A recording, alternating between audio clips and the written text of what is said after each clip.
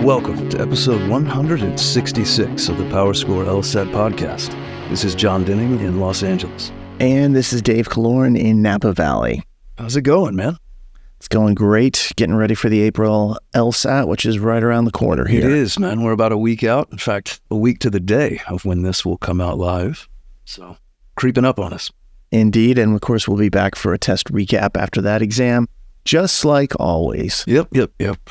So, here we are. I'm glad we're getting to sneak this one in. This has been an episode that's been kind of hovering in the periphery for a while now, and I'm glad we're getting a chance to circle to it. It's been kind of a fun one that we've been playing with for a bit, and here it is. It has arrived. Before Indeed, we get to it, though. Yeah, you got to get to the right, you got to get to the top priority. Clearly, our priorities are correct, which is that we both are going to pour one out for our boy Val Kilmer. Did he die, though? I mean, I thought I heard it was fake. I know. That was honestly, multiple people texted me, and I was like, stop messing with me. I know what day it is. Don't send me Val Kilmer memes on April 1st, you jerks. But wait, it's the second today. Well, I know, but it was yesterday where I was getting all the texts. What? You didn't know this? Tell me I'm not breaking news. I only saw it today, and now I've heard that he's alive. Shut up. This is weak, because in a month, people will be like, everyone knows he's alive or dead. I like Val Kilmer, so I hope he's alive. Stealthy Batman move. No, anyway. Tragically, pneumonia got our boy Doc. I'm not buying this. Yeah, it's true, buddy. Pour one out for Val. The man, the myth. But I don't know. Yeah. What are you drinking, bud? Well, my wife has gone on a Bravo alcohol acquisition spree. Bravo the network or Bravo like the applause? Bravo the network. Okay. So one of the characters on Southern Charm, Mr. Austin, has and by the way, Val Kilmer is dead. Yes. I know. That sucks even more, man. Anyway, one of the characters on there, not even people, they're characters, has a brand called Trop Hop that we've had before that we actually like quite a bit. And there is a new peachy wheat ale that I've been really wanting to try. So she bought some like a week ago. That's what I'm drinking. Interesting. Is that the one he's doing with Craig? Yeah, they kind of have a business relationship. They own some bars now in Charleston. But I know. Of course, I haven't been to them yet because I haven't been to Charleston in a while. Yeah, Craig has texted me multiple times asking me to come hang. Nah, I haven't been to Charleston in a while either. Next time I do, I'm sure I'll get up with him and we'll have a big old time. Miss that idiot. Craig had a big breakup, so, he needs some brotherly love. He messaged me on Instagram, of all things, about it.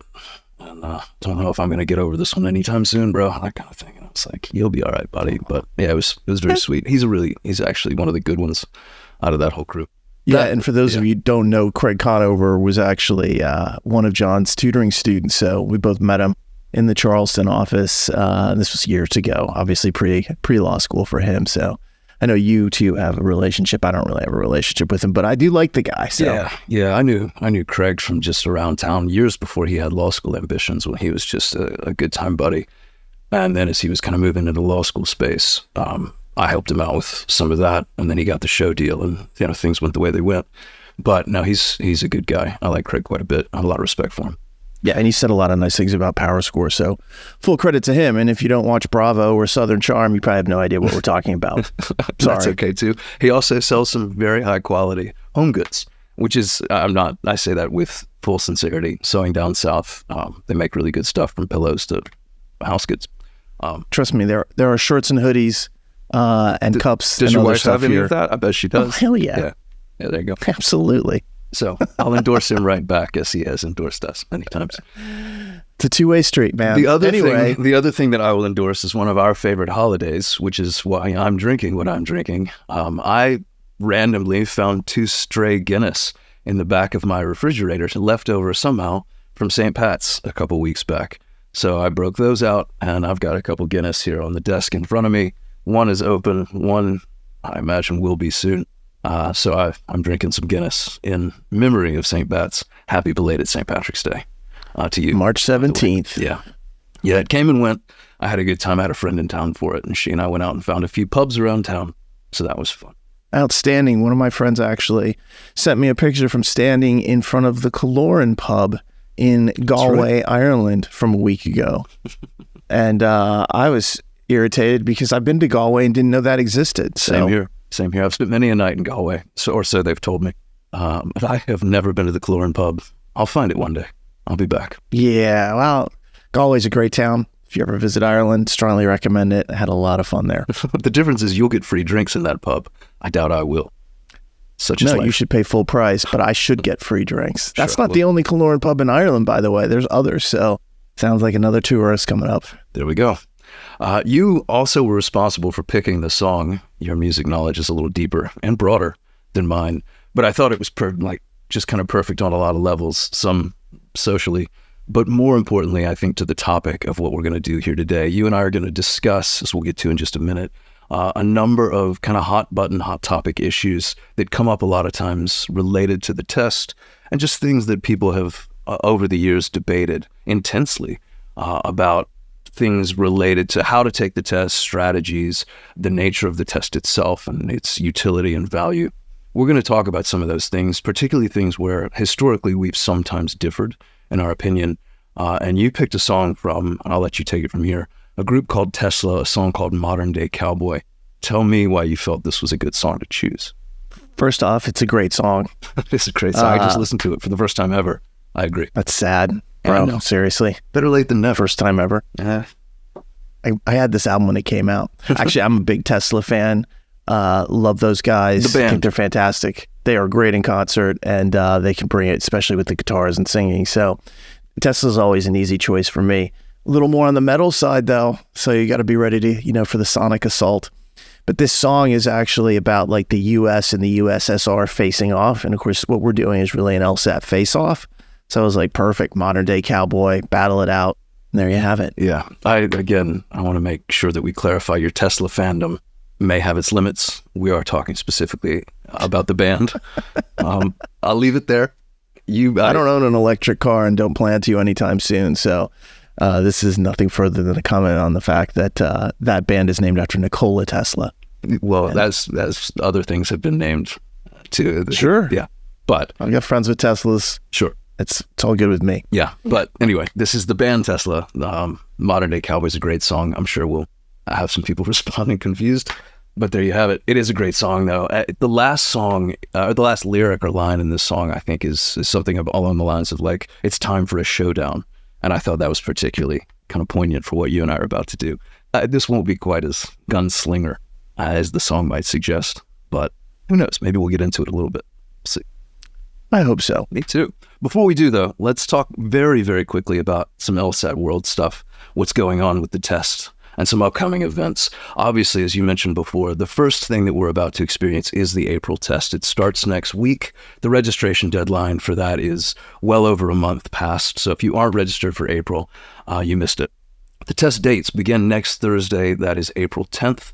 It'll run Thursday, Friday, and Saturday all day. So that's the 10th through the 12th. The day and time selection for both in-person at a center and remote at home or wherever, that's open now. So if you're signed up for the test but haven't picked your time, your day or time, you can do so now. Get on it because slots are filling up. The score release for that is going to be Wednesday, April 30th. Interestingly, it is a pretty big test. Just very quickly, there are about 24,500 people registered at the moment. Compare that to last year, which was about 6,000 people less. 18,500 people last year registered. About 18,000 people took it. If those numbers hold roughly the same, about 24,000 people will take it this year. So it's going to be about 6,000 people larger this year compared to last year. That's a big difference. It's going to melt, though. Yeah, but if you look at the registration versus actual last year, it only melted by about about 500 people? We'll see if the numbers hold. I'm just getting that right off LSAC's data site. Who knows how accurate those numbers are. We'll see. But it's bigger. The numbers they have are accurate. The thing is that they change every day. Yeah, and so this is as of this morning, so we'll see. Yes, I watch them daily. I actually download a copy of these every day. I have several thousand of these. We got to find you some hobbies. My hard drive. So I can tell you with some degree of certainty that it's going to continue to coming down. It actually starts as you get close to the test dropping significantly. Yeah. As people are like, I'm not ready. And then they, in this case, jump to June. But this happens with every test. August, they jump over to September and so forth. So the numbers will narrow a little bit for sure. Yeah, we'll see a big decline between now and next week to be sure. Interestingly, and I'm going to circle back to that score release date of April 30th, as we talk about the June test, the registration deadline for the June test is Tuesday, April 22nd, which on paper at least is a bit of a bummer because it means anyone taking the April test and considering June won't have an April score before the deadline to register for June expires. That's a problem, because you won't know if your April score is good enough before you have to register for June, at least based on that calendar situation. You won't get your April score until the 30th, but June expires or ends on the 22nd, so about an 8-day difference. However, and this is some generosity on the part of LSAC, LSAC has extended the June refund date to May 1st. So you actually will get April scores a day before you can request your June money back. So here's what that means. You can register for June. You need to do so by the 22nd of April before you get an April score. When you get your April score, if it is good enough that you don't need to take June, you can get that June registration refund before the cutoff on May 1st. In other words, you can sign up for June with no penalty if it ends up being the case that you don't need to take June because your April score is good enough. That's good news. So if you're not sure about June, sign up for it. There will be no penalty if you decide you don't need to take it because you hit your number in April. If you do need to take it, you've made the cutoff of April 22nd. No worries, no issues. Those June dates will be Wednesday through Saturday, so a 4-day test again. It's June 4th through the 7th. You'll get those scores on Wednesday, June 25th, my little sister's birthday. So hopefully you guys will be celebrating with her. What's your social security number? I actually do know it, which... don't... You guys just want the last 4 digits? Don't give out personal information. Our home address and phone number. Then we have 4 more tests. We get a month off in July, which is always a nice thing. So May is a break, July is a break, and then we hit the kind of home stretch through the end of the year, August, September, October, November. They haven't opened up registration for those tests yet, which means we also don't know the registration deadlines. We do know the test dates for those 4. August is a 4-day test, August 6th through the 9th. Score releases August 27th. September, a 4-day test, September 3rd through the 6th. Score release, September 24th. October, a 4-day test. However, there's a gap in October, as there have been for the past few. It's October 3rd through the 7th, but you get a break on October 5th. Score release of that is October 24th. November, another 4-day test. So all 4 of these are going to be big. That's November 5th through the 8th. Score release of that is November 26th. So there you go. That's what the rest of the testing calendar looks like through the remainder of 2025. Yeah, a bunch of 4-day tests after April. Yeah, exactly. Which means they're all big. That's what that means. The more test days, the larger the test group. The fewer test days, the smaller the test group. And really, that's a double arrow. That's exactly right. Dave doing some conditionality for you. How fun. Mm-hmm. Talking about real stuff now. Now, of course, if you're taking any one of those exams, we have a continuous series of free seminars. There was one that we just held that just passed on comparative reading with reading comprehension. But coming up here in the middle of April will be a logical reasoning seminar specifically focused on parallel reasoning questions. So question type that tends to bedevil a lot of people. And then at the end of the month, if you're just getting started with all this, we've got LSAT 101 for the LSAT without logic games, the current form coming up. So some options. If you are taking April or June at this point, but specifically April, the crystal ball recording for the April and June tests is available. And, I keep seeing it pop up on Reddit when I'm around, which is probably like every 3 to 4 days on Reddit at most. I will post the recording because it is not the same as the original registration recording. The link is so long and unwieldy that I can't read it to you. It's useless. It's all letters and numbers. Honestly, not making me happy that it's not a real simple link. But if you were to Google it, just put in crystal ball recording and then registration for recording. This is all part of the link itself, so it should take you to it. If not, just go to my profile on Reddit and you will see that I've posted it a few times recently in the comments that I've made.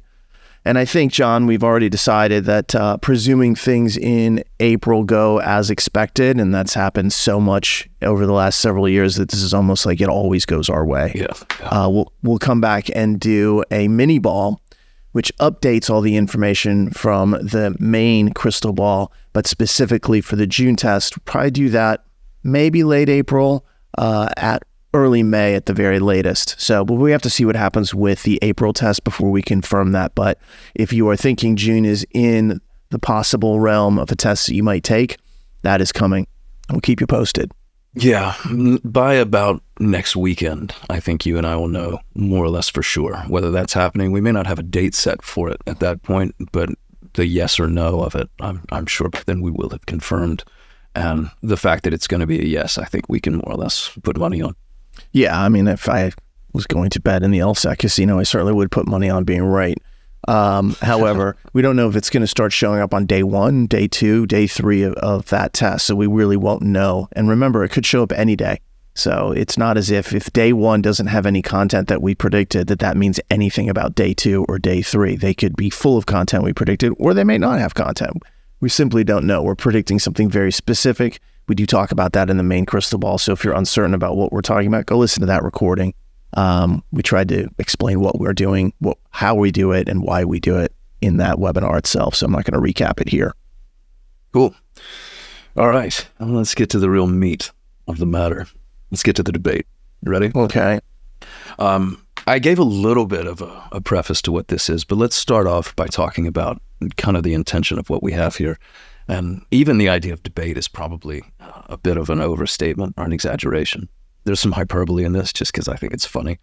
But really what this is you and I really have cherry-picked a few of the things that people tend to feel a bit unsettled about when you look at the landscape of the LSAT industry, or what it is that feels maybe a little bit unsettled with just where people don't necessarily find perfect consensus across the market, whether it's test takers or prep providers. And so we grabbed a few of these things to just feel like we'd flesh them out a little bit, particularly things, as I said at the beginning, where you and I may not have exact agreement between the two of us. Yeah, it's not a traditional debate in the sense that one of us has a pro and the other has a con side that we've been assigned. Right. This will be really what we both feel about it, which sometimes doesn't agree. In fact, maybe more often than expected. It's really hard to say. We shall see. But if you've made one position, I'm not going to automatically argue for the other position, although I will certainly try to, because that's just more fun. It is, yeah. We're both kind of contrarian at heart, I think. A little bit. Yeah. You're more so contrarian than me. I completely disagree with you. Of course you would. And so it begins. You want to start off with the very first topical debate? Sure. I don't think these are in any real particular order, although I did save kind of a juicy one for the very end. The first one here is one that comes up a lot, and it's very test specific or methodology strategically specific, which is this, and it comes to logical reasoning. I don't think anybody would really have much debate about this when it comes to reading comprehension, but in logical reasoning, one of the things that comes up a lot among test prep providers and students even is when you look at a logical reasoning question, what should you read first? Should you read the stimulus, which is the introductory information? Oftentimes people call it an argument. That's not quite right. The introductory paragraphs. Yeah. The stimulus, as we call it. Should you read that first? Or should you skip down a little bit? Or in the digital format, should you skip to the right column and read the question stem, what they're asking you first? Question stem or stimulus first in logical reasoning? You want to go? Sure, I'm happy to go on this topic. Yeah, your opinion's pretty well known, but by all means. It's pretty well known because I've written this in our courses and I've written it in the LRB. So if you read the Logical Reasoning Bible, I actually start the whole book off with this discussion as to what you should do. But I'm going to give that position, and I'm also then going to temper it with some kind of, shaping advice might be the best way to put it. Okay.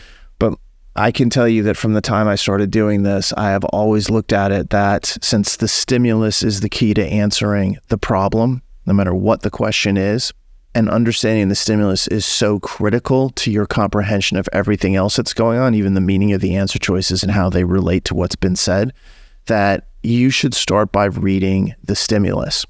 And that way you get the cleanest take on it. You don't have to think about something else. Like if you read a question stem first, it's in your mind. And then you start to read the stimulus, you're now doing two things at once. I think it's been proven that the human mind is not as efficient doing two things at once as it is doing one thing. So if you start off with the stimulus, you are undistracted and you can give your undivided attention towards understanding what is being said. And my true belief is that if you want to answer any question on the LSAT, you have to understand what they gave you to be able to move forward. So why would you do anything that would take away from that? or distract you or somehow cause you to miss a point in the stimulus. And of course, there's a secondary points that follow that up, which is that a lot of times when people read the question stem first, they then go to the stimulus, and they come back and almost like robots, they read the question stem again, which in an individual question environment is just a few seconds. But as you add it up over the course of a section, those few seconds each time end up being like over a minute of lost time. I don't want to have that. Another thing is that when you look at certain question stems, they'll add information. And then if you now are getting information about something you haven't read, it doesn't really accord all that well. It's kind of disharmonic and can be confusing. So at least as a way to do this, my actual advice is when you come to the LSAT for the first time, start by focusing on the stimulus. It'll never hurt you. All right. That's what you should be doing. And ultimately, as you move forward, if that doesn't work, let's say, and I don't mean after like 3 days, because that's not really studying. I mean like after several weeks, a month and a half, if you're like, this just isn't working, you can try it where you read the question stem first. But to me, I can form a stimulus and ask any of 10 different questions about it usually. So to me, the question stem isn't telling me a whole lot about the stimulus itself. The stimulus, though, tells me everything about what the answer is going to be. Well, I feel like I'm going to come out of the gate with more of a whimper than a bang here, because that's pretty compelling. I have always been slightly more agnostic, I think, on this issue than you. And I see why, because that's a pretty compelling case that you've just made. I do find, and maybe if I'm going to try to make some counterpoints to that, Dave, I would say this in favor of the question stem.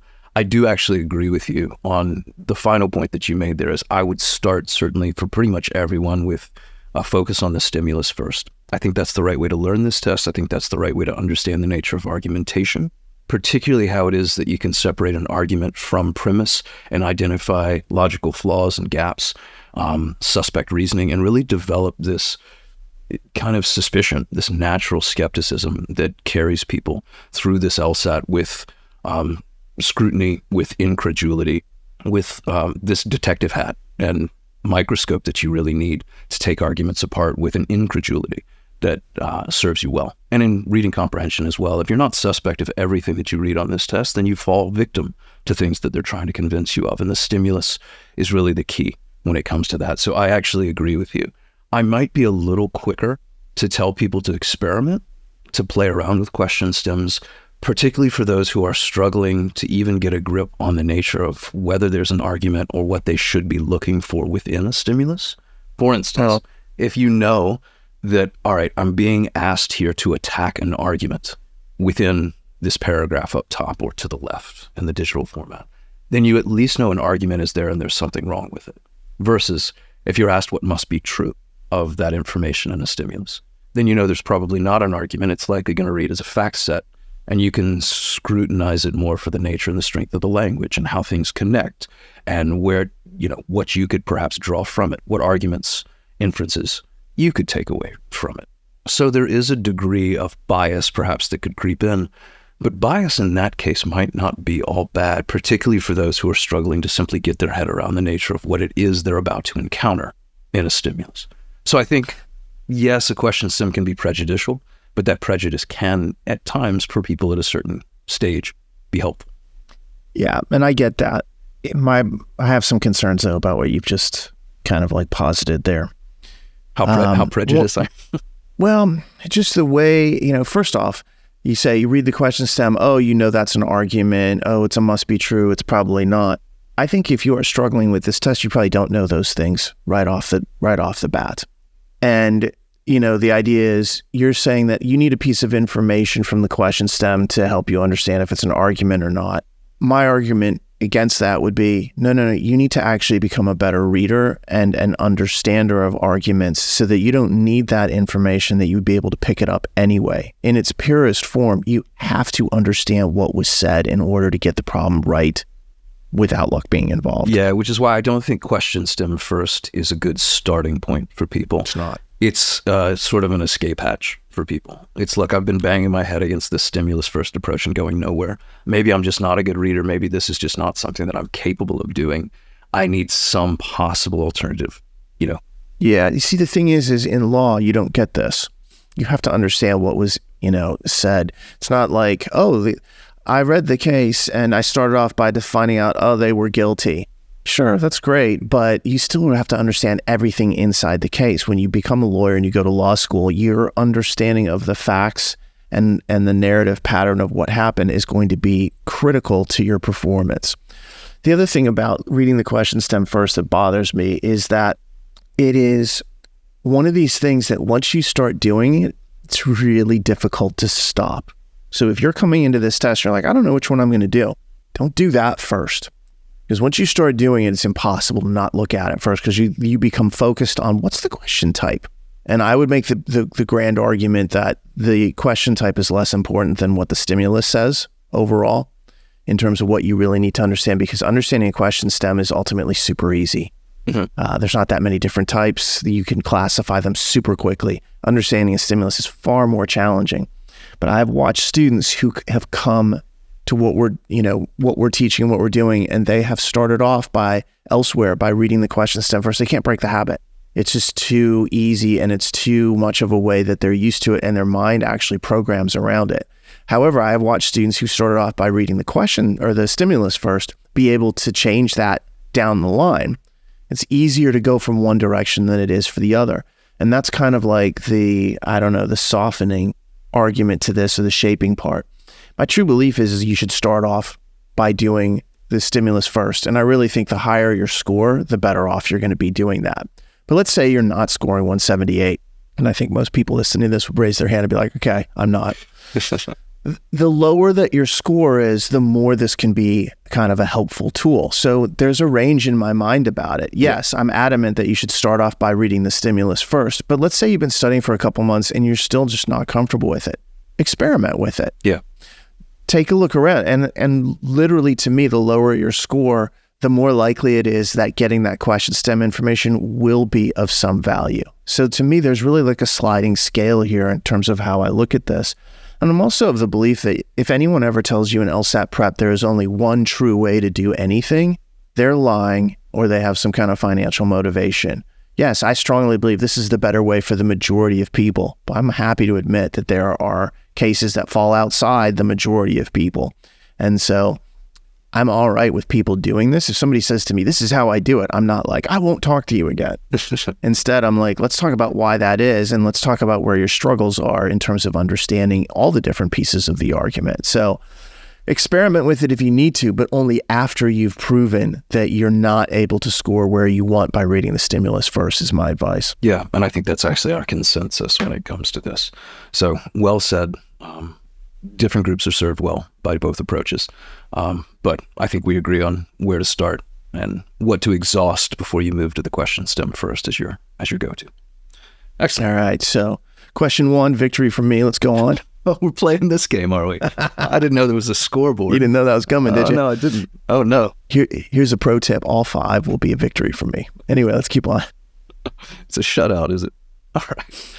It's my day. You can have it. Question number 2. Now I'm nervous. Mm-hmm. This is one where I do think you probably will win, mostly because mine is going to probably not ingratiate me to too many people here. And it's about the nature of diagramming on this test. One is slightly black and white and one is slightly more gray. The first is to diagram or not. And I think this one will probably agree to some extent. The second question is, how much is too much? So should you diagram at all on this test? Should you use the on-screen tools if you're taking a digital test versus an accommodated paper version? Should you use the underline or the highlights? Should you use your scratch paper? And then how much diagramming is too much? Can you really overdo it, etc.? Anyone who's listened to this podcast much at all knows that you and I have slightly different views on diagramming, certainly. So maybe let's do a quick rehash of how we approach diagramming on the test in general, and then we'll talk about our philosophies as to why they're different. Let's actually separate this into 2 different areas. Okay. So when I talk about diagramming, to me, there's 2 different elements. The first is the actual test tools, the highlighting and the underlining. I have a very different approach to that as I do to the external diagramming you do on scratch paper for things like conditional reasoning or causal reasoning. Got it. So I think it's important to understand that, because I don't consider the two to be the same. I consider them to be separate, and the way I approach them is separate. Would you consider the external, like the scratch paper with conditional and causal, would you consider that also like RC paragraph notes, like Sure. summations of like paragraph 2 had this? Or... I would totally consider that to be the case. And I think this question has gotten even harder because it's no longer a paper test. When the LSAT was given in paper form and you could diagram right next to the problem and underline it with your pencil and so forth, I had a very different approach than I do now. Yeah, me too. So, it's evolved as the test evolved. I can tell you that as far as using the tools of the test makers, the underlining and highlighting, I don't use them. It's virtually never. I find it hard to use. I find their search to suck. And I just feel like it slows me down and is distracting. So my take on that is pretty simple. However, that's for me personally, and my view is anybody's free to do what they want with it. If somebody comes to me and says, I like to use them, my response is, cool, I'm fine with that. Again, there's no one size fits all that everybody must fall into in my world. The question about diagramming externally is a really interesting one. And part of the reason it's interesting to me personally, and perhaps nobody else, is that having written the LRB, I talk about diagramming in there quite a bit. And especially in the early days of that book, various tutors, whatever, would be like, oh, power score diagrams too much. And so I always laughed about that. I was like, you didn't read the book, did you? Because what I was saying in there was, these are tools that exist. You should learn them and you should become masterful at them, because there may be moments that you want to use them. And it's good to be able to use them in those moments versus moments where you really want to use them and you don't have the capacity to do so. Then in the book, I went on to say, once you achieve this mastery and you really do have this and you understand it, that's when you can start pulling back and using it only when you need to. The process of learning how to diagram actually slowly proves whether or not you understand the concepts itself. It helps flesh them out. It helps show whether or not you actually have full command of the idea. So if somebody can go out and diagram something really efficiently and quickly, I'm like, I bet the ideas really well in order to do that. Right. People who can't diagram often find themselves to have not really understood initially what they read.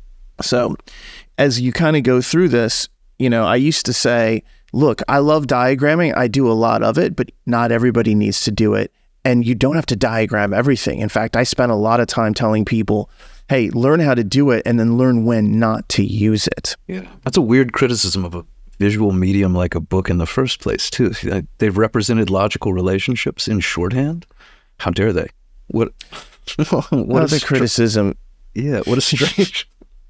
Yeah, of course. Until I'm getting old when I'm like, yeah. It's on the page. Let's go ahead and misread intentionally. A lot of that was, just kind of like competitive. When you start to, rising in the LSAT field, you end up with a lot of critics who don't really disagree with you, but it's actually really smart of them to be critical. Sure. Because they need to separate themselves out. And that's not a criticism of any one company or any one tutor. It's just, look, this happened. I've been dealing with this for years.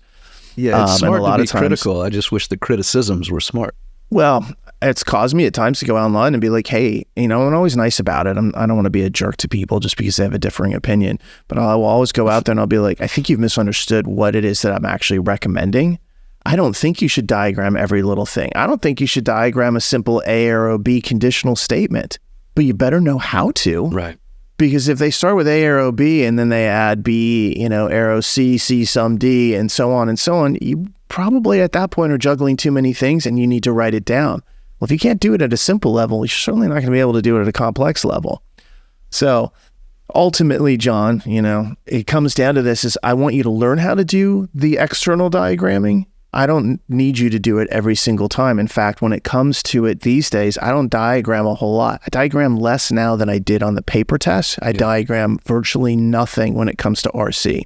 Maybe I'll jot a stray note, but my focus is literally to say, what am I reading? Do I understand what I'm reading? And to move on from there. If I think a diagram on a piece of paper will help me remember that better, I will totally diagram it. Yeah, okay. That's interesting. It occurs to me now thinking about this too, that you and I certainly talked about our diagramming philosophies or ethos or whatever since the test has gone digital. But we have not talked about it much since the removal of logic games last August. And I think that was one of the places where we maybe had the largest divergence between the two of us, where you used to do a lot more. You were a little more heavy-handed with the diagrams and games than I probably was. It's not the word I would use to describe it. You were more diagram, labor-intensive. I was more comprehensive. Okay. I was trying to not make it sound flattering. And I wasn't going to allow you to make it sound critical. You spotted it. Yeah. I tend to be a little more lazy. How's that, Dave? Does that soothe your ego? That's fine. Yeah, I thought it might be. See, that's not even fair, because I feel like writing down more is actually the lazier way, because you're not thinking about it anymore. Now it's on the page. Right. These are different manifestations of laziness. Which is how I think you always presented it, was like, I'm doing work up front to save me more effort later, whereas you're having to constantly do effort because you don't have anything down on the page. You think more in total, whereas I do it up front and save myself the time. I don't know if that's true, but anyway. Well, anyway. We both were able to succeed, and that's what mattered. And that is actually, I think, the true point of this is you can use whatever method you want as long as it works for you. Which is, if you're using some kind of approach and it's not working, change it, try something different. Which is probably the pivot to the place where I live with this. And it's not that I'm anti-diagramming per se, but I personally have always done very little, even back in the paper test days when it was so easy to do, because it was also consolidated and it was literally on the page with the text itself. These days, digitally, especially with no logic games, which was the most diagram demanding of all the content, I often don't notate a single thing for an entire test. I certainly don't do anything with reading comprehension. If I were to do anything with reading comprehension, interestingly enough, I would do it on the passage with, say, an underline or a highlight, because there are certain elements within a passage, and this is something I tend to really harp on a lot when I teach or tutor, is there are elements within a passage that I know tend to produce the questions very routinely, very consistently, specific examples, enumerated lists of items. When there are things within a passage that I know tend to be what they ask about in the questions, if I see those clues or triggers, those are things that I sometimes, if I'm feeling, again, industrious, I'll put a highlight or an underline on just to kind of draw my eye back to them when that question almost inevitably occurs. Mm-hmm. That's a diagram that I, interestingly enough, will use right there on the screen. I wish the interface tools that LSAT provided were a little cleaner or worked a little better. They're a little sloppy, clunky. They suck. Let's be honest. There you go. Again, I was trying to be a bit diplomatic, but you're correct, per usual. I'm over diplomacy as far as their interface. It's subpar for the amount of money that's been spent. Yeah. And John, I'll point this out. I totally agree with you. I liked in the old days to underline that stuff, or to put I use brackets like a crazy man in the old days. I would just bracket stuff, enumerated list, bracket, all the time. And I can't do that anymore. And so I've poured my attention into understanding the structure of what I'm reading and what is being said. And it's just a different way of like approaching it. But I wish the interface was better, because then I'd use it more. Yeah, I know some people have gotten so turned off. I was poisoned by how bad the interface has been with the tools they provide that they're almost allergic to it. And I completely understand. It's easy to really be, I mean, it's terrible. And I think a lot of times people get lured into the habit of using diagrams as a crutch. And this is something that Dave has, I think, alluded to and kind of, I think, correctly pointed out, is that people have a real tendency to over-diagram as an illusory tool of like, this is going to help me understand. Or if I really mark this passage up, it'll look like I've done work. It'll look like I've understood it. And that is not the case. Understanding comes from within. It's not what you can demonstrate on the page. And frankly, a lot of times, the more you underline, the more you highlight, the more confusing it becomes. Underlining 2/3 of a passage, frankly, works against you, because you've shown so much that you've ultimately shown nothing. And at a certain point, what is important? All of it? All of it. We knew that. Exactly. So you can diagram to the point that it works against you and waste so much time in the process. I always tell people this, that diagramming ultimately is meant to be an investment. It takes time, it takes energy, it takes effort. And like any good investment, it needs to benefit you more than it costs. So it should come in as a return, either in time saved as you go into the question or comprehension. So that to me is ultimately how I look at it. If it doesn't speed you up, or if it doesn't make things clear, and the question and the answer choice is somewhere then it's not worth your time. It's not worth your effort. Don't do it. So you can test it. There's no perfect, clearly, as Dave and I approach this differently, there's no perfect or universal approach for everyone. It can be an incredibly valuable tool when done correctly. So kind of like we talked about before, question stim or stimulus first, experiment a little bit. Yeah, let me just add this. Yeah, the slower you are at diagramming, whether it's on the page or, on your scratch paper, the less you should do of it. Mm-hmm. All right, this has got to be a tool that's quick. Yeah. That's one of the reasons I hate LSAT's interface, is that sometimes I'm like, I didn't need to highlight that word or what have you. Especially when you're doing scratch paper. To me, one of the criticisms that people made about the books was, oh, you recommend it too much. It takes too much time. And I always laughed about that. I was like, no, it doesn't if you know what you're doing. The whole point of the book is to teach you what you should be doing. My expectation is that you won't read the LRB in a week and say that you know what you're talking about because there's too much information in there about it. My expectation is that you'll read it and then practice with it and get better and better. My ability to diagram while reading is almost instant. I can read something and put it into the right terms without any delay. So it doesn't cost me much time whenever I do write something down on scratch paper. Right. That's a far cry from somebody who's just starting. A lot of times when people are just starting studying, to diagram something is painstaking and time consuming, and they find that their score goes down because they're like, I'm taking so much time doing this other stuff. I'm like, yes, it is called a learning curve for a reason. It's going to take you time to get faster. The analogy that I've used many times is driving a car. Yeah. Most people, when the first time they sit in a car and start driving it, it's not a pretty sight. There's too many things going on at once. They don't feel comfortable. Come back to that same person 10 years later. Sure, some of them are no better. All right, I've seen that on the roads daily. However, most people are now doing things that originally, when they first started driving, they couldn't do, but they're doing them all simultaneously because they're used to the tools. And we don't want it to take 5 or 10 years with LSAT prep. It's got to be faster, but that's why you have to study hours per day to pick this up. It is about being able to do it and being fast at doing it. Then it becomes a tool that you use at your own disposal. Yeah, that's really the goal here. I think about this with conditional reasoning a lot. It's better, frankly, to start off diagramming more at the beginning, really overdoing it, overkill, with the aim of doing less as you go. At first, diagram conditional reasoning and diagram contrapositives. Write them down. Write everything down. If you want to diagram more in reading comprehension than you feel like you probably should or would on test day at first, great. With an aim towards whittling that down to sort of a bare minimum or a perfect, necessary amount. Same with conditionality, same with everything, same with causal reasoning. The goal here is that you get it down to the exact amount that works for you and nothing more. The perfect amount of meat, no fat.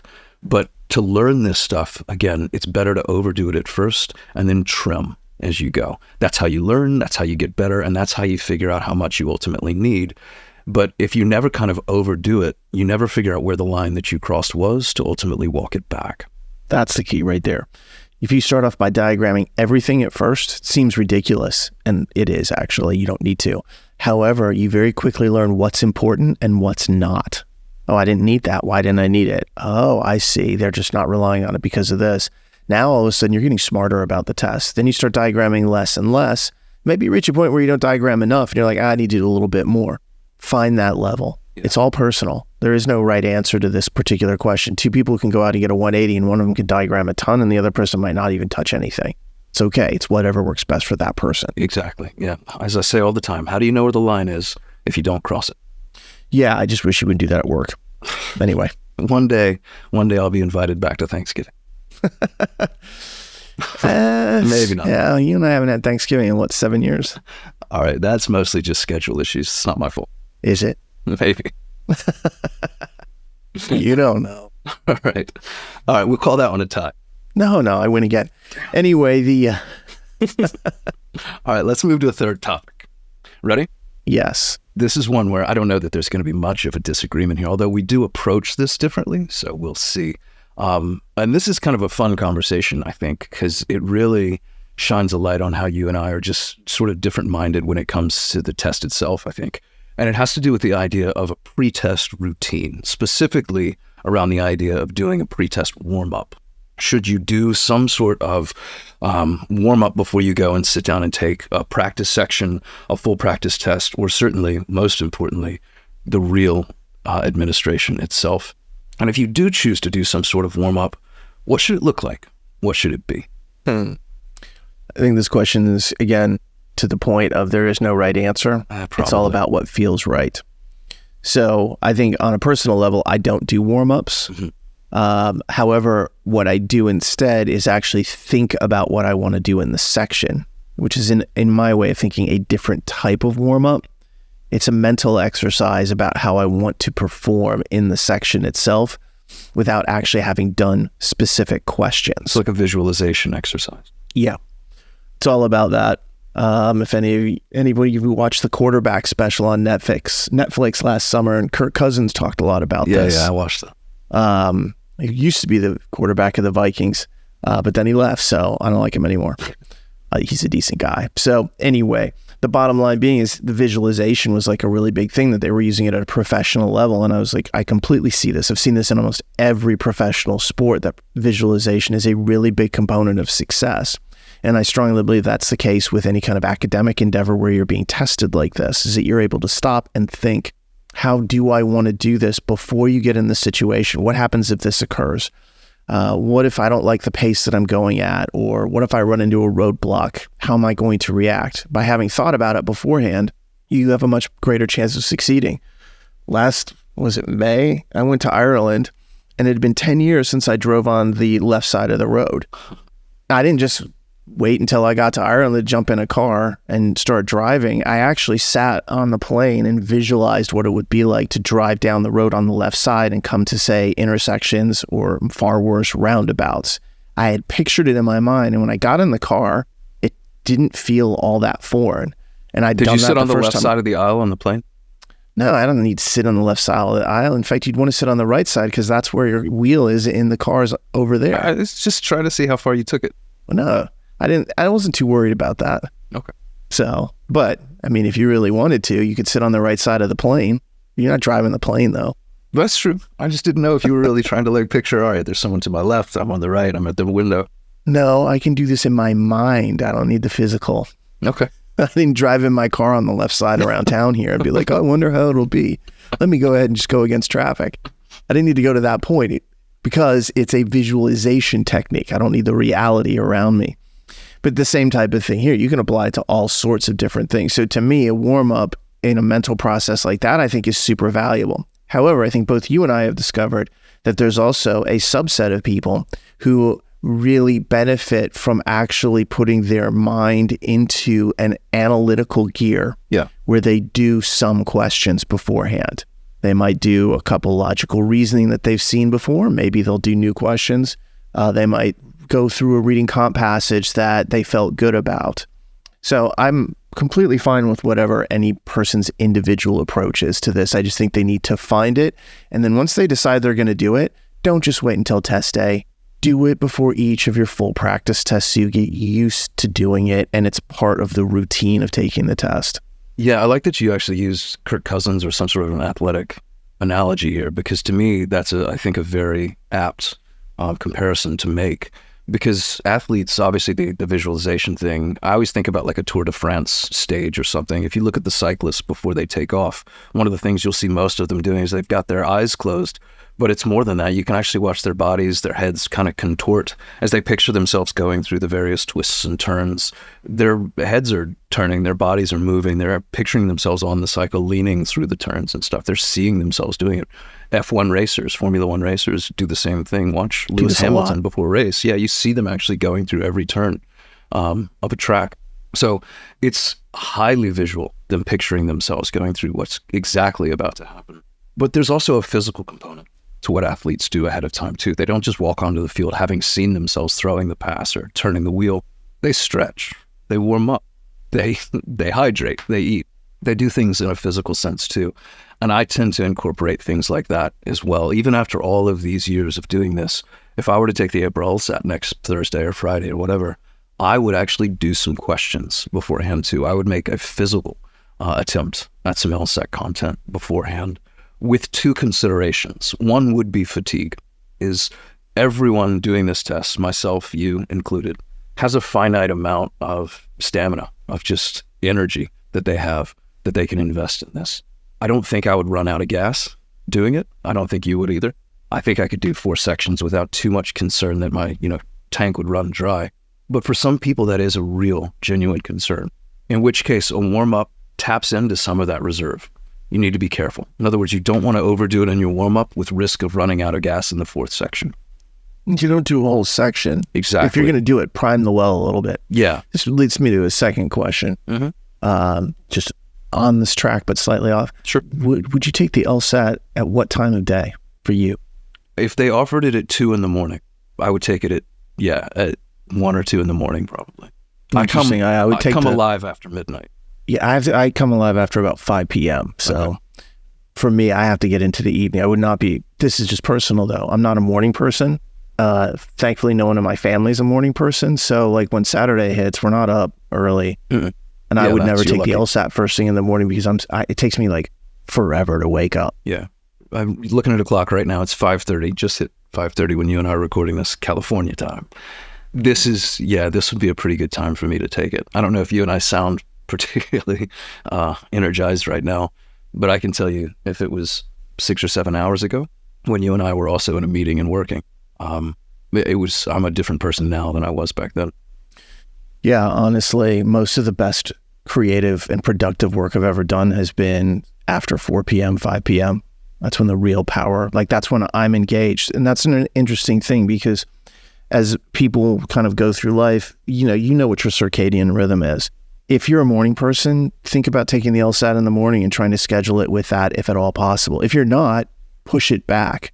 I probably would be so much, chilled. I'd probably take a nap in the early afternoon, just be like, I'm going to chill out here. I'm going to relax so much that I'm going to fall asleep and then give myself an hour to wake up after that and then just be ready to blaze it. But I think this is just kind of like a side comment about people knowing their own personal rhythms and preferences. If you're a morning person, try to take your LSAT then. And if you're not, don't. Yeah. Yeah. Obviously, they don't offer it at 1 a.m. unless I could go overseas or something. Overseas, man. Yeah. Where the crystal ball doesn't apply quite as well. So there's pros and cons. Well, I'm sure we could make some internal guesses. I'd have certain, again, me taking the LSAT in the first place is such a nonsense hypothetical that it's all kind of like you taking it again, rather is. Me personally taking it at all at this point. We've done our time with the LSAT. I don't think we have to walk in and sit down and take it any longer. In fact, I don't think they'll let me. Oh no, I'm pretty sure I've been banished at this point. You as well. I think we're on a no-fly list forever. So that's a list I'm fine being on. Yeah, this is no flight I want to be on. So that's the first thing is consider fatigue. And there's an easy way to test this, which is do some warm-ups, test it out. If you feel that it saps too much of your energy beforehand, either scale the warm-up back or realize that it's probably not worth it. You're sacrificing real points for the stretch or whatever beforehand. That's a bad sacrifice. And the second thing, of course, is confidence. Your warm-up is really meant to get your head in gear, to find the right mental headspace so that when you start section 1, question 1, you are engaged, you're ready to go, you are firing on all cylinders. You don't need those first few questions to kind of wake yourself up and get there. You're already there as soon as the first, the pistol fires. You're ready to rock. That's what you want the warm-up to be, is that kind of like lead in. So use the warm-up to get yourself that kind of test ready. So what I do in a warm-up, and here's the way that I actually approach it, and would if I were taking the test next week in that, again, insane hypothetical, is I just build a little library repository of a few logical reasoning questions, maybe 3, 4, or 5, that I've done recently and that I felt in complete control over, where I just was perfect, crystal clear, went as well as they could. I was dominant and total control. And I just revisit those questions. I got them right with absolute clarity. This could not have gone better. If I could just maintain this level through the whole test, I'm going to get a 180. That's the feeling I want to revisit, to reinstill in myself. And I just do those questions again, not trying to get right answers, but just remembering, reinstating the sensation of what it was like to get those right answers the first time. Remembering that, muscle memory, bringing that back to the forefront. There was a reading comp passage where I felt that way. Reading through it, answering the questions, I just revisit that passage, trying to get that sensation back. That's what I want to feel going into it. And then I do what Dave talked about. I visualize what that was like. And I think about if the first thing I see is logical reasoning, This is who I'm going to be right away. Again, first thing I see is reading comprehension. I'm that guy who did that passage straight away. I'm going to be him again all the way through. And then I go into this test feeling 10 feet tall. That's how I do a warm-up. It doesn't take long. It doesn't take much effort or energy, but you feel like an absolute you're a conqueror. You're going to dominate from the start. Good. I have nothing to add to that. I think that's excellent. Perfect. There we go. I know we're not keeping score, so I won't even try to claim a victory. I'll give you the win on that because you had more to say. Thanks, man. You win on volume. I'll take what I can get. Take a win. Thanks, bud. I will. This next one, I don't think there's going to be a win or a lose, except for the people listening to it, because there's just nothing but good advice to come. And it has to do with a win or lose. There's always cutthroat. Love it. Yes. Topic 4 has to do with score previews, score cancellations. Are they worth it? If so, when and or why? Let's talk about this. This is one where I do think we have merged and have come to a consensus of sorts. We'll see. Okay. But let's start with score preview, one where we've talked about this before. I think this is one we're in near perfect agreement. Score preview, if you're not familiar with, is something that LSAC offers both before and after you take your tests. Beforehand, they sell it for $45. After the test, they've raised the price a little bit, unfortunately. You can buy it for a few days after, and it's now $80 post-test. And what it is when they release scores for everyone, you have the ability to see your score, and then you get, I believe, 6 business days to cancel the score that you now know the number of. So you can cancel with a knowledge of what your actual score is, and it'll still go on your record. Schools will only see what's called a candidate cancel. They won't know what you got. You will, but schools won't. Costs money to do this, but instead of canceling it blindly, you cancel a number that you know and that you realize you don't want to put on your permanent record. My take on score preview is it is worth the money, and if you can buy it for $45 beforehand versus $80 afterwards, buy it for $45. It's worth it. Yep, I agree 100%. Okay. People might ask why it's worth it. Good. People might ask why it's worth it. I think the psychological solace alone probably makes the $45 money well spent. If something goes wrong, you might feel like you need to cancel, but now you will know for sure that you're actually removing a score that you don't want on your record. Here's the thing. People are terrible at self-assessment post-test. This removes any doubt about, God, am I going to cancel the score? Am I just being too self-critical? Am I being too hard on myself? Did it really go as bad as I think? Or am I just in some sort of like doldrums after the fact? This allows you to actually know that you're not putting a score on record that's bad, or that you're canceling a score that's better than you think. This gives you certainty about that. Yeah, I don't think you can have this conversation without talking extensively about score cancellation, which we're about to. Yeah.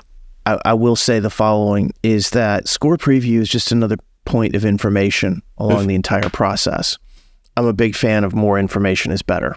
Yeah. So the problem with score preview is that it costs money.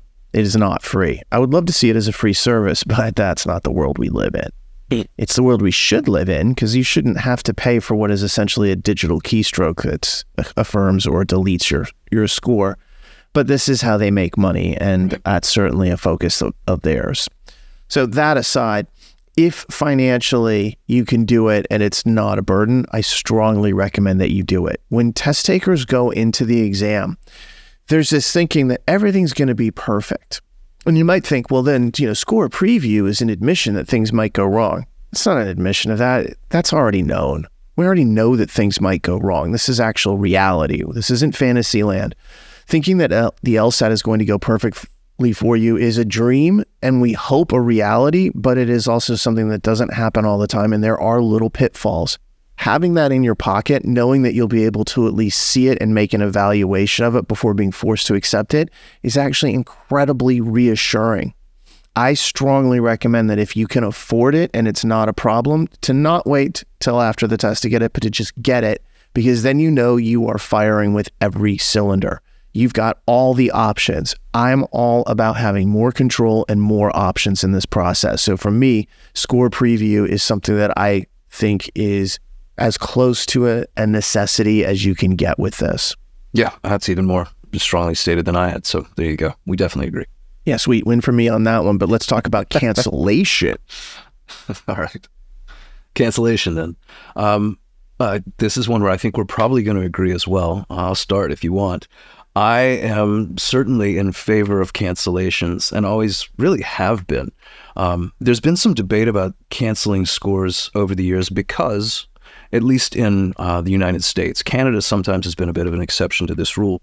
But United States law schools, for the most part, have had a policy of taking the highest LSAT score among multiple score applicants, regardless of what their kind of overall score pattern has looked like. They just have taken the highest score. And this has been based on reporting to the ABA, which is used by ranking systems, basically. And I'm simplifying a bit.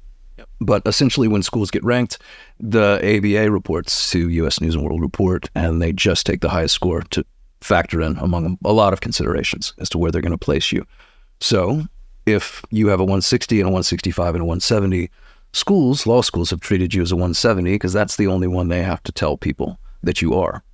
So the 160 and the 165 have been largely discounted, despite the fact that those schools do still see them.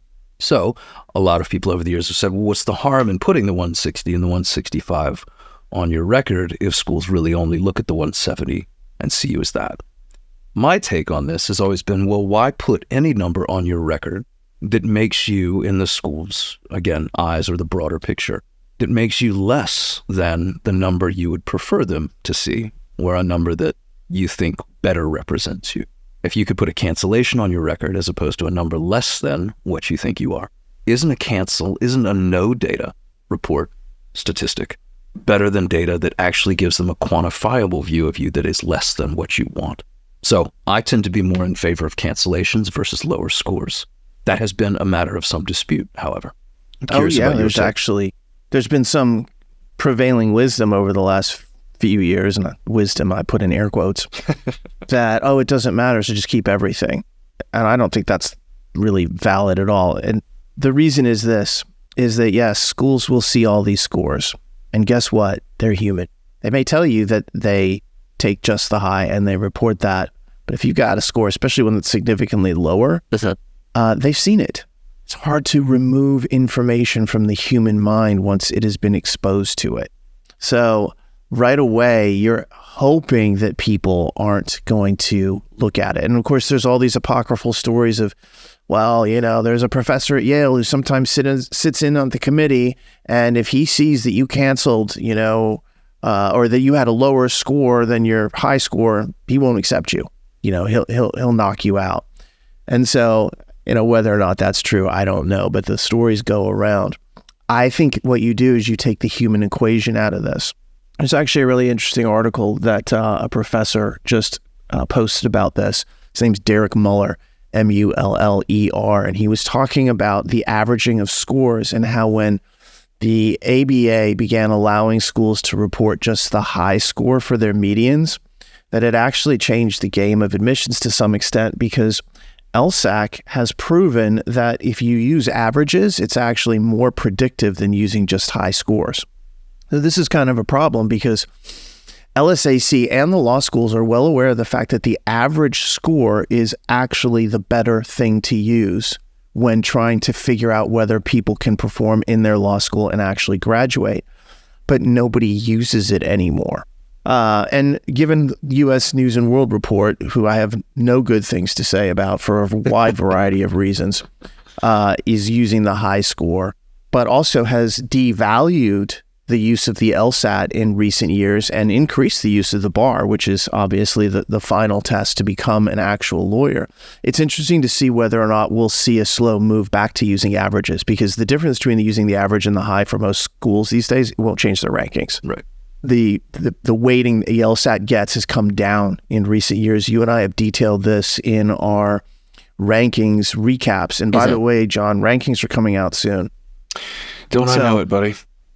As usual, there'll be a little bit of shake up on the minor orders, but the T4 team will always be the T4 team. The top 10 schools are still going to be the same damn top 10 schools. It's always that way. Yale will always be one or tied for one. So that's, again, you can bet on the great LSAT casino and law school admissions casino in the sky and win on that one year after year. But ultimately, my point is that when there's some uncertainty about this, and you have the ability to remove a score, especially if that score is nowhere near the score that you either already have posted or that you know that you're capable, I would do it every single time. That prevailing wisdom that I talked about, what happened is when LSAC removed the restriction about having to use average scores, and the ABA said you can report the high score, there was this free-for-all for a while where it was just like, it doesn't matter.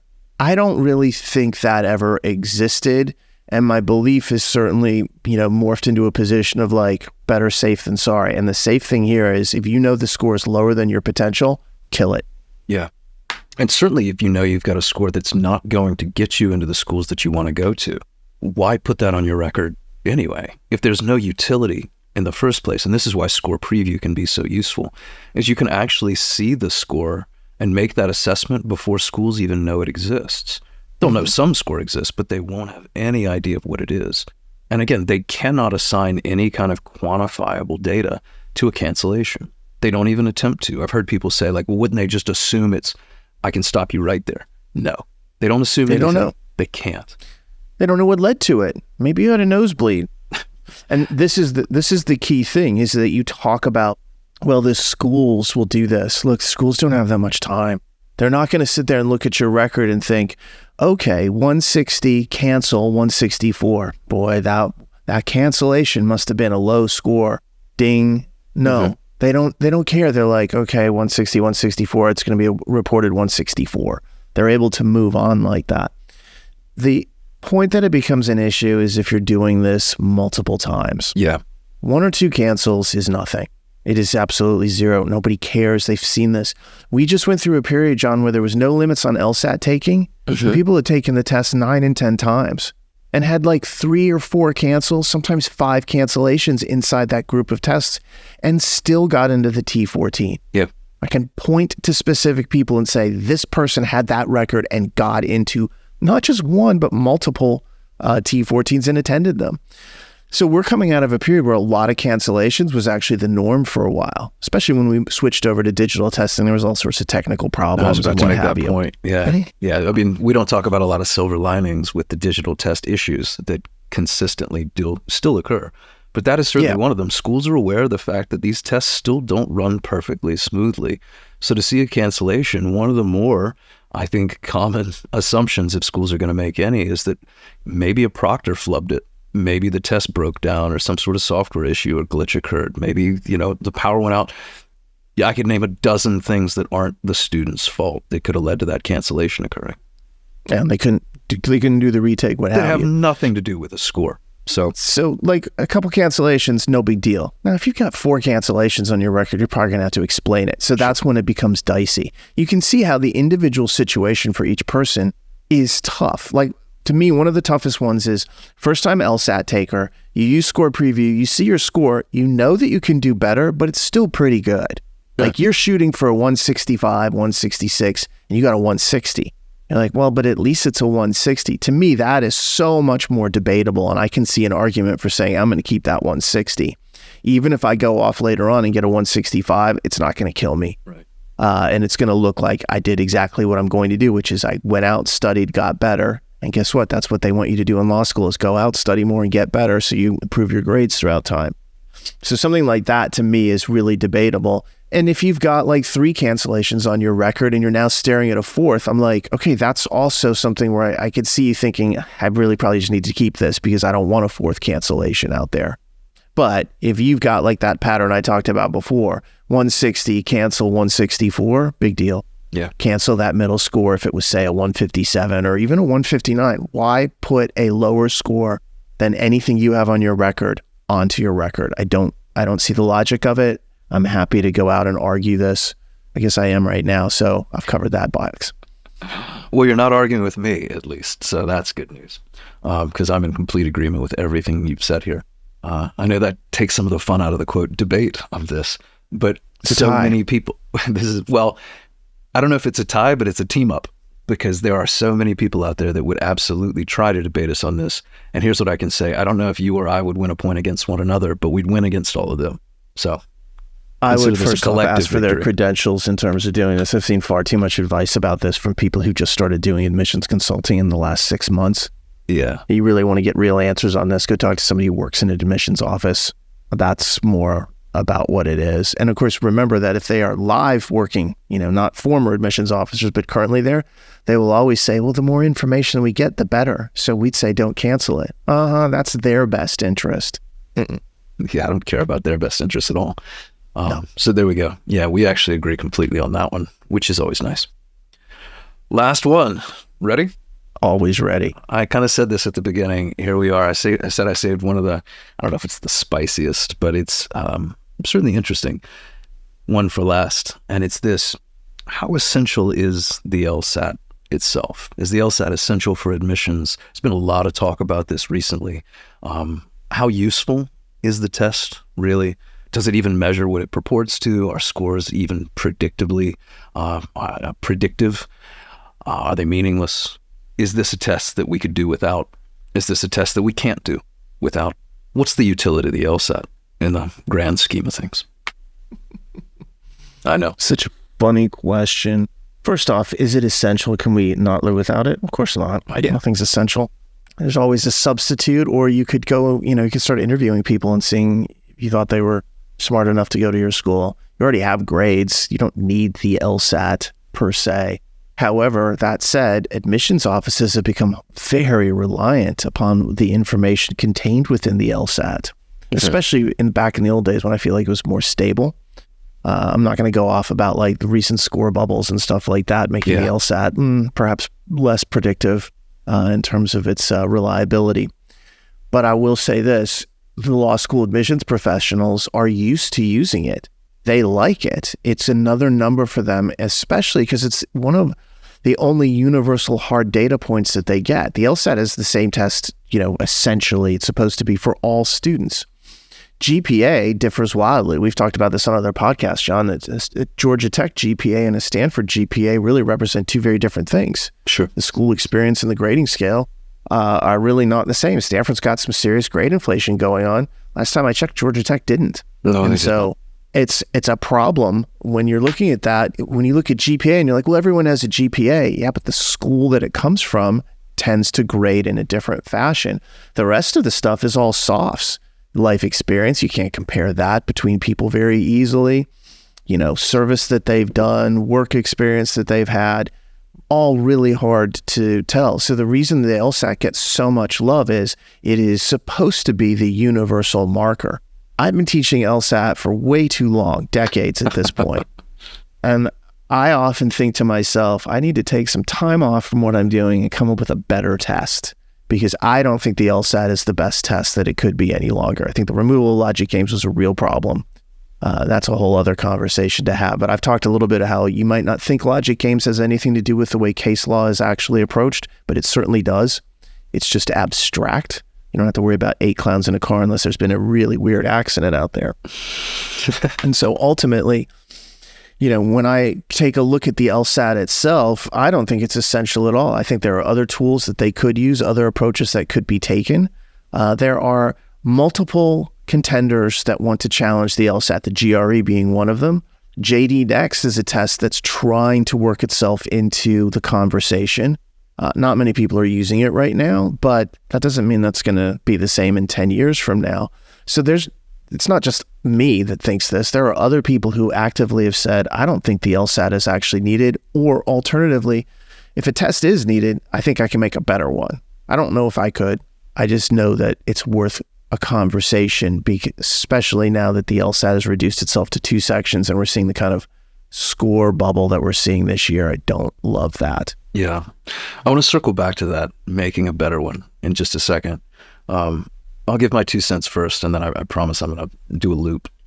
Here's my take on this, and I agree with everything you just said, but my take is, first, I strongly believe there needs to be some form of standardized, some universal yardstick, some measuring device in place to evaluate applicants in terms of skills and abilities in isolation, and I think equally important, maybe more important, relative to other people. As you say, grade inflation is hugely important, or hugely problematic. Where you go to school, what you study, age, life experience, all of these things are so individualized and differentiating that there's really nothing universal except a single test that everyone has to take, a single unifying experience that they can then measure people with. There needs to be something. And you set the LSAT aside as that something for just a second. There has to be something there, a hoop that everyone moves through. So doing away with any kind of like global entrance exam, some assessment entirely in favor of whatever you use, GPA, undergrad, graduate life experience, work experience, or as I've seen some people suggest like SAT or ACT scores. I've seen people be like, why don't they just use the tests that already exist or that everyone's already taken that when they were 16 or 17, some other qualifier. I think that's a mistake. I think there needs to be some sort of additional measurement. So here's my question to you. Do you think, assuming that you agree with that there needs to be some sort of metric, do you think that the LSAT is the best tool currently available as an assessment? Or do you think that there's something else currently available that they could use instead? No, well, I think that there's question. something in a world where we build something or someone builds something. I think that there's something better that could exist. Do you think that there's something better that does exist? No, I don't. And the GRE certainly isn't it. JD Next, I know a little bit about it. We were actually asked to make courses to help prepare JD Next students by the president or the dean of Arizona. It was like, would you be interested in like creating something that students who are taking the JD Next could use? And I was like, no, it's not our area of expertise, and I don't want to get into that test anyway. Interestingly enough, the removal of logic games, I personally think has destabilized the LSAT a little bit. And time will tell if I'm right, but right now the data certainly looks to be in my favor. I agree. I think what they're going to do to try to restabilize it is actually something that I am a strong advocate of, and that is they're going to take LSAT argumentative writing and they're going to score it. Yeah, I think so too. Yeah. Now, obviously, it's not happening this year because they would have announced it already, but it wouldn't surprise me in the least if in 2026 we all of a sudden hear that it's the scored part of the LSAT. What I'd love to see, though, is it not be a separate part, but an actually integrated piece of, the 120 to 180 scaling that we have right now. I think that would actually help restabilize the test a little bit. And it's also a skill that, I'm going to be honest, if you don't like reading and writing, don't go to law school. That's all you do. And if mom said, oh, you argue a lot, you'd be a good lawyer, it's not really so much about that. It's not really you arguing as much, although you do that. It's more understanding arguments and reasoning is the real thing. But it's all reading and writing, and it's relentless. It just goes on. And you're like, oh my God, I'm reading 100 pages a day. And it's not Harry Potter. It is dense and thick, and you're having to like work your way through it. So I think that is the best test right now. If we really go into some of the numbers, John, and kind of talk a little bit about the way this works. One of the most important numbers is they talk about the kind of like the predictive validity and the correlation in terms of your test performance with 1L grades or first year grades. If you go out and you look at the SAT and the ACT historically, the correlation for those two tests has been 0.51. It's not too bad. If you add grades in there, it actually rises significantly. I think the SAT goes up to 0.61 and the ACT, when you add grades in, goes up to 0.64. That's actually a fairly decent correlation. And in fact, every school knows this. This is why they put so much emphasis on both grades and test scores. If you look at the LSAT by itself, its correlation is 0.6. When you add grades to it, it actually doesn't rise that much. It rises to 0.66. But comparing those three tests, the SAT, ACT, and LSAT, you can see the LSAT's actually the most correlated, meaning it is supposed to tell you what 1L grades will look like better than the SAT and the ACT tell you what college first-year grades look like. Now, obviously, there's maturity factors in here, and you're a couple of years older and all that kind of stuff. So, one could argue that maybe that has something to do with it as well. But as far as whether or not it does a good job at what it's supposed to, yes. Now, one of my problems is that these studies that were done are now getting a little bit old. They're several years ago. I would love to see a study from, say, next year and the following 2 years to see whether or not this continues to hold the way that it is. But it does a pretty good job as it currently is formulated, or at least has been recently formulated. You add grades with it. This is why law schools rely upon it so much, because historically it's done a decent job. So it's hard to criticize it on that basis. So I won't, but I do think it could be a better test. and I would love to see some changes remade. Love to see logic games reintroduced, although I don't see a world in which that ever happens. Yeah, what do you think about, obviously the LSAT gets a lot of, some deserved, some I think probably not, overblown at least, flack for some of the things that it tests. But one of the things that I always try to emphasize to people who, again, get a little either burned out or just frustrated with the test is like, why do I have to learn this? You mentioned logic games before, which was, I think, the easiest thing to point a finger at is in terms of like irrelevance. But I always try to emphasize to people like, look, a lot of the skills that you're learning here as you improve on this test and as your score begins to reflect back are in fact directly correlated, not just with what it is that you're going to be doing in school, but to a legal career and beyond. Don't you think that people would be well served to remember that the better you perform on the LSAT really represents the easier time that you're ultimately going to have in law school and as a lawyer, that these aren't just things that get you through this one hoop or this one hurdle of a test. These are things that will actually make the rest of your life easier if you continue down this path. I mean, wouldn't you say that that's true? If you're better at argumentation, if you're a better critical thinker, if you're a better reader, if you're simply better at scrutinizing the nature of language and the strength of words, if your memory simply is a little better about where things appear in the structure of a passage, these are things that will simply make you better at what you intend to do professionally, academically. If you're a better thinker and reasoner, well, life does tend to get a little easier for you. I can promise you more that. Productive. Plus, there's practical truths to this. I still remember one of our students who went on to teach for us ages ago, then went on to Harvard, got themselves into a criminal law class in which the professor was going through a hypothetical where, to be convicted of whatever this crime, you had to meet all these tests. And they listed out all the evidence, and the preponderance of evidence was that this person was guilty. And so at the end, the professor was like, but that wasn't the case. In fact, the person was found not guilty. And the class was like debating and like what it is. And our former instructor said, it's because not all the necessary conditions were met. There were like 18 necessary conditions and only 17 were met. And so by the contrapositive, that person is not guilty. And the professor was like, that is exactly the case. Not all the conditions were met. Bang. So yes, conditional reasoning, super annoying, but it actually exists everywhere in your life. Sure. And it certainly exists in law school, and it will exist in any job you have after that. So the more you learn this kind of information, to me, it's just preparation on a very broad scale. It's not specifically applicable to the law, but it is abstractly applicable. And that's okay. Learning the abstract skills can then be transported to any venue that you want, whether it's law or something else. Yeah. So there you go. In short, the LSAT isn't perfect, but it serves an extremely valuable role, and certainly I think does so better than any alternative that's out there. And as you and I repeatedly attest, and as every success story that we could point to by the hundreds of thousands at this point prove, it can be beaten with the right tools. So that, I think, ends us on a fairly happy note, unless you have more to say. No, we'll call that a tie as well. All right. I love it. I'm happy to end on that.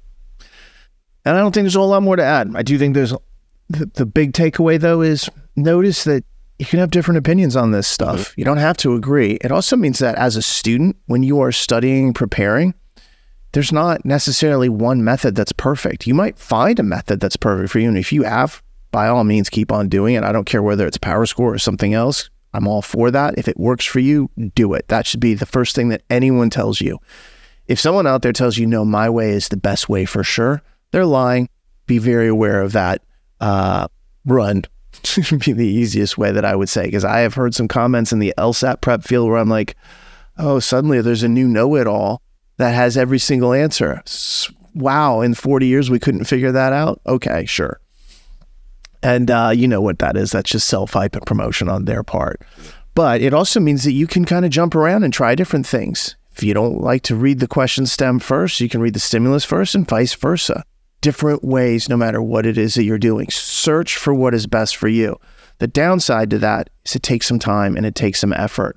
But the upside is that it pays off so much, especially when it comes to specific LSAT things. You get that score up. As we just talked about, schools rely on it. And guess what? They don't just rely on it for admissions. They then start calculating scholarship offers based upon things like this, and the combination of all the factors in your admissions file And then it starts to pay off in a very direct, real world way. The LSAT and a high score on it can save you tens of thousands, if not hundreds of thousands of dollars. So I always tell people it's an investment in your future. Don't fool around with it. Give it your best effort. If you know you're not getting to where you need to be, start making changes, put in more time, and figure it out. You know yourself best. Use that information to shape how you prepare and how you really approach this entire process. Beautifully said. There we go. If you get a chance, please subscribe to this podcast on iTunes, Spotify, YouTube, or anywhere else. And if you've enjoyed it, leave a comment and a rating as well. If you have any questions, you can send those to lsatpodcast@powerscore.com. On behalf of John and myself, we hope you stay safe out there. We'll talk to you in about a week and a half or so after the April LSAT. Till then, take care.